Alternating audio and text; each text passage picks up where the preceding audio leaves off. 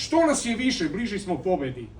A bit će nas što više ukoliko napravimo zajednički front svih koji osjećaju, misle i deluju protiv ovog štetondžijskog režima Aleksandra Vučića. Ja verujem da će naredna godina polako, i ova na izmaku, ali pre svega naredna, poroditi tu vrstu zaključka i tu vrstu iskustva da jedni drugima trebamo i da odnos među nama i studenata i nestranačkih ličnosti i političkih organizacija mora da bude dopunjujući, a ne isključujući. I tema nije ko će se skloniti, nego ko će se pridružiti i kako front da bude širi, kako front da bude jači, kako da budemo složniji.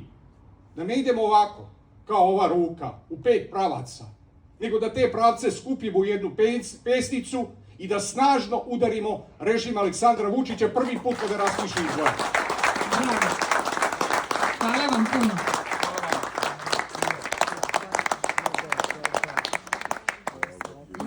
Za kraj našeg programa, prvog dela našeg programa,